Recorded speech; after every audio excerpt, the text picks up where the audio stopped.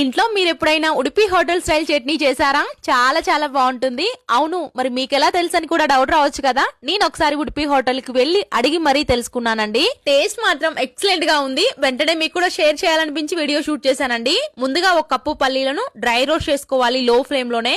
పల్లీలు బాగా వేగిన తర్వాత అదే కప్పుతో హాఫ్ కప్పు పుట్నాలు కూడా వేసుకొని ఈ విధంగా ఫ్రై చేసుకొని పక్కన పెట్టుకోండి.